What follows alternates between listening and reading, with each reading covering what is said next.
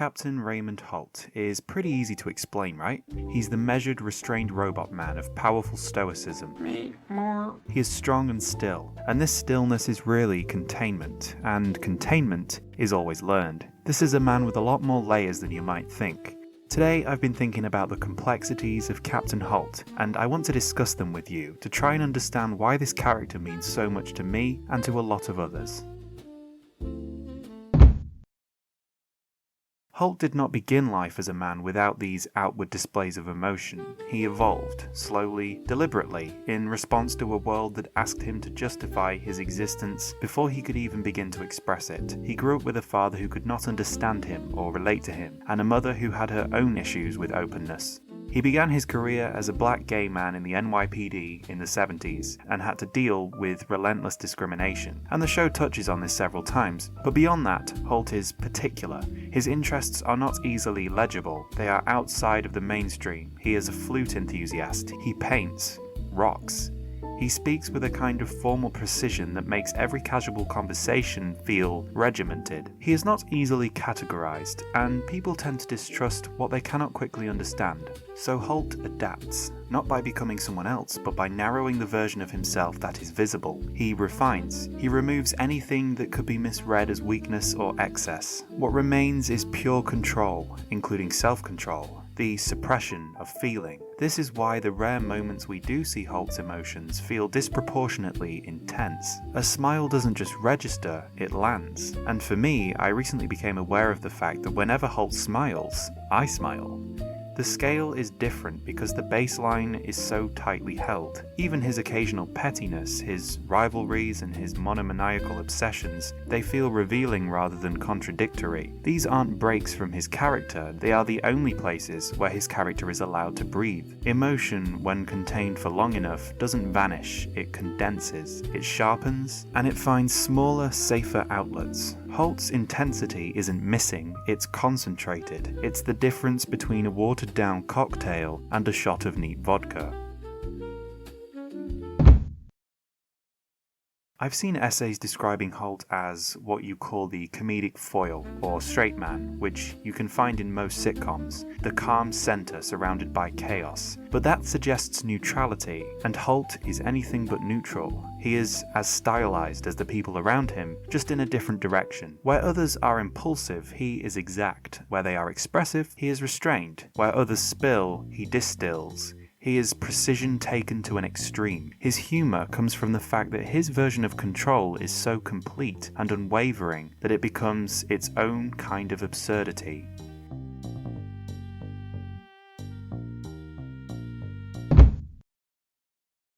Part of his command lives in rhetoric, in how he speaks. Holt doesn't just deliver lines, he constructs them. He wields an impressive vocabulary, and his sentences are deliberate, often formal to the point of stiffness, yet never accidental. He allows silence to sit where others would rush to fill it. He trusts cadence, he trusts structure. Not to mention, he uses a vast array of literary techniques in almost every line. Let's look at one of his iconic monologues.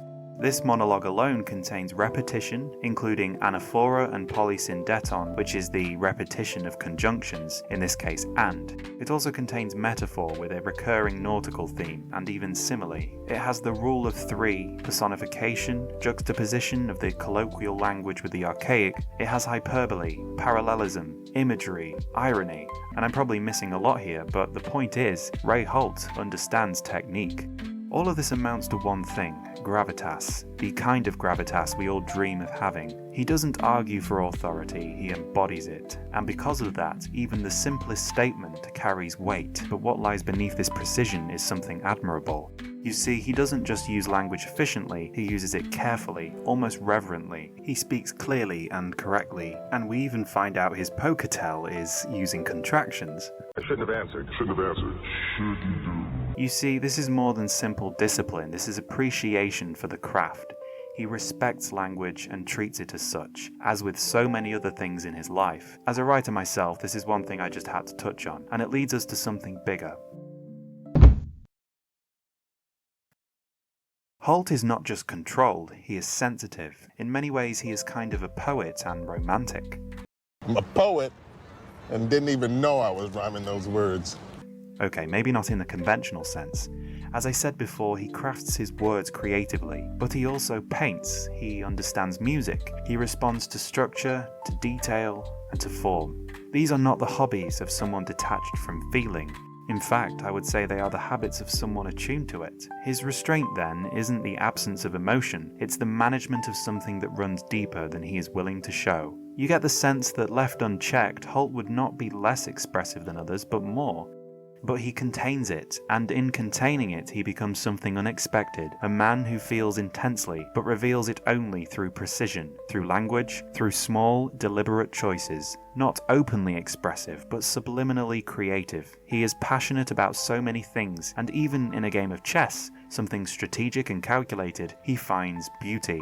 That's what it is, I think. Raymond finds beauty in unlikely places. He is uniquely inspired. He finds inspiration in mundane objects, in procedural tasks, and he even finds it in people, including, in my opinion, Peralta.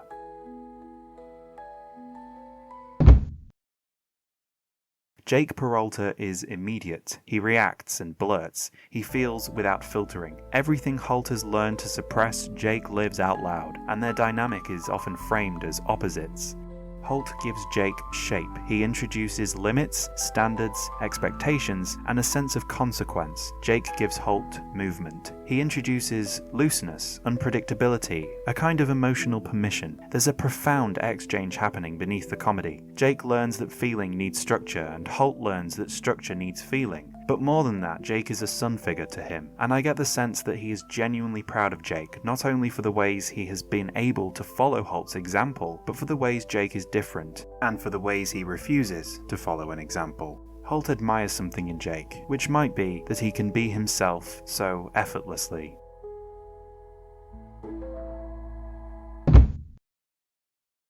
Captain Holt does not feel like an easy character to relate to. He is too composed, too successful, and too distant. His interests are unusual, and his manner is unfamiliar. He rarely offers the kind of emotional access that invites identification. And yet there is something recognizable in him, not in what he shows, but in what he withholds. The sense of being slightly out of step with what is accepted, the instinct to edit yourself before others can misread you, the belief that being fully understood is unlikely, so control becomes safer than exposure. Holt lives at the far end of that instinct, but I think the instinct itself is quite common. As a young boy, I'm sure Holt learned that the other kids weren't going to join in with his games, and maybe they weren't going to let him join in with theirs. In Season 2, Episode 12, we see the 9-9 avoid him, because they want to have fun, and Holt has fun differently. I think many of us feel that we have weird interests or an unusual sense of humour. Some of us learn to adapt to others to blend in, while some of us let ourselves be ourselves at the risk of being ostracised. Holt builds a solid core. He becomes self-reliant and undefeatable. He is the bullied weirdo kid fighting back, building an impressive and impenetrable defense system, and personally, I admire him for that. Holt's relationship with Kevin Costner looks almost like a joke at first. Two emotionally restrained men speaking in precise, formal language. Sure, their love isn't loud, but that doesn't mean it's not real. It lives in routine, mutual respect, and certainty that the other person is understood. They don't perform emotion, they translate it into something more controlled. Whatever you want to call it, consistency, loyalty, or attention to detail. And because Holt gives so little away, the smallest shifts matter. A softer tone, or an ever so slight tightness in his voice when Kevin is in danger, that's where the romance lives. Holt doesn't love less, he loves deliberately, and in a show full of big, expressive relationships, theirs stands out for being something rarer, a love story that says less, but means every word of it. Holt resists reduction. He is not a stereotype, even though he could easily be made into one. His identity matters, but it is never the full explanation. He is too specific, too layered, and far too internally constructed to be summarized cleanly. He is a leader who values order, but harbors eccentricity, capable of deep love, expressed with restraint. He is shaped by an external force, but still chooses his own form. He is not one thing. He is the result of many pressures, carefully balanced. He is utterly complex. I've gotten deep today to try and understand why we all love this character, but there's another simpler reason. There's no other word for it. Holt is a badass. Not in the loud, performative way we usually think of. Not through aggression or dominance or spectacle, at least not usually. His power is subtle but undeniable. He walks into a room and doesn't need to prove anything. He speaks and people listen, not because he demands it, but because it feels natural to do so. He holds himself to a standard so high that no one else even attempts to meet it, except maybe Santiago, I guess. That's real authority, and it's earned. It's earned through decades of being overlooked, underestimated, and dismissed, and choosing every single time not to break, but to become sharper, more precise, more controlled, to rise above. There's absolutely nothing accidental about Raymond Holt, and that's what makes him formidable, because you can't rattle someone who has already mastered themselves, who doesn't rely on your approval. Holt isn't just strong, he's absolutely bloody unshakable. Thanks for watching, guys. This was my, what are we on, video number 6? Yeah, this is my 6th video on YouTube. I really hope you like it. At the moment, I'm zoning in more on sitcom analyses. I plan to look at movies as well as a bit of everything really in the future, but all of my videos are going to be in this kind of style and format. So if this is something you like, then why not subscribe? And if you like this video and want to see more character deep dives, consider giving it a thumbs up and let me know in the comments who is your favourite character in Brooklyn Nine-Nine.